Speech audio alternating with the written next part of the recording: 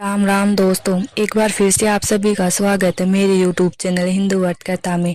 आज मैं आप सबके सामने लेकर आई हूँ प्यारे बाल गणेश जी की प्यारी कहानी। तो आइए शुरू करते हैं। एक बार गणेश जी ने पृथ्वी के मनुष्यों की परीक्षा लेने का विचार किया। वे अपना रूप बदलकर पृथ्वी पर भ्रमण करने लगे। उन्होंने एक बालक का रूप बना लिया।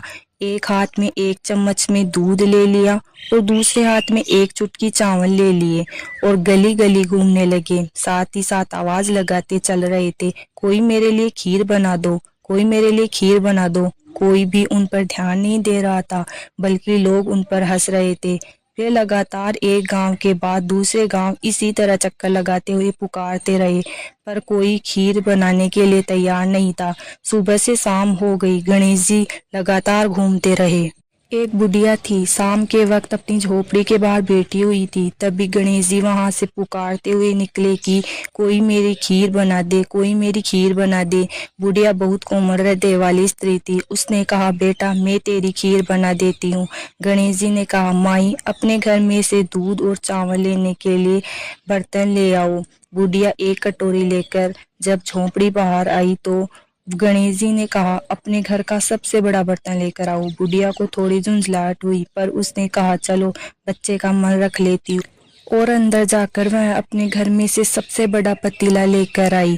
गणेश जी ने चम्मच में से दूध पतीले में उड़ेलना शुरू किया। तब बुढ़िया के आश्चर्य की सीमा न रही जब उसने देखा दूध से पूरा पतीला भर गया है। एक के बाद एक वह बर्तन झोपड़ी बाहर लाती गई और उसमें गणेश जी दूध भरते चले गए। इस तरह से घर के सारे बर्तन दूध से लबालब भर गए। गणेश भगवान ने बुढ़िया से कहा, मैं स्नान करके आता हूँ, तब तक तुम खीर बना लो, मैं वापस आकर खाऊंगा। बुढ़िया ने पूछा, मैं इतनी सारी खीर का क्या करूंगी? इस पर गणपति जी बोले, सारे गांव को दावत दे दो। बुढ़िया ने बड़े प्यार से मन लगाकर खीर बनाई। खीर की भीनी भीनी मीठी मीठी खुशबू चारों दिशाओं में फैल गई। खीर बनाने के बाद वह हर घर में जाकर खीर खाने का न्योता देने लगी। लोग उस पर हंस रहे थे। बुढ़िया के घर में खाने को दाना नहीं और यह सारे गांव को खीर खाने की दावत दे रही है। लोगों को कुतूहल हुआ और खीर की खुशबू से लोग खींचे चले आए।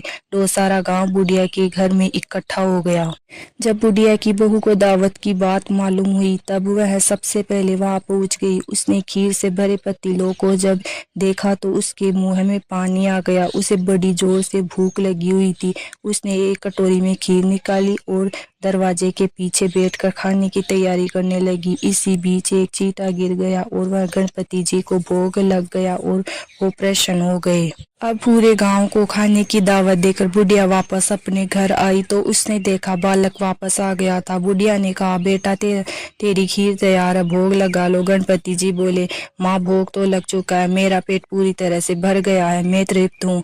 अब तू खा, अपने परिवार और गाँव वालों को खिला। बुढ़िया ने कहा, यह तो बहुत ज्यादा है, सबका पेट भर जाएगा, इसके बाद भी यह बच जाएगी। उस बची खीर का मैं क्या करूंगी? इस पर गणेश जी बोले, उस बची खीर को रात में अपने घर के चारों कोनों में रख देना। और बुढ़िया ने ऐसा ही किया। जब सारा गांव जी भर कर खा चुका तब भी ढेर सारी खीर बच गई। उसने उसके पात्रों को अपने घर के चारों तरफ रख दिए। सुबह उठकर उसने क्या देखा, पतीलों में खीर के स्थान पर हीरे जवाहरात और मोती भर गए। वह बहुत खुश हुई, उसकी सारी दरिद्रता दूर हो गई और वह आराम से रहने लगी। उसने गणपति जी का एक भव्य मंदिर बनवाया और साथ में एक बड़ा सा तालाब भी खुदवाया।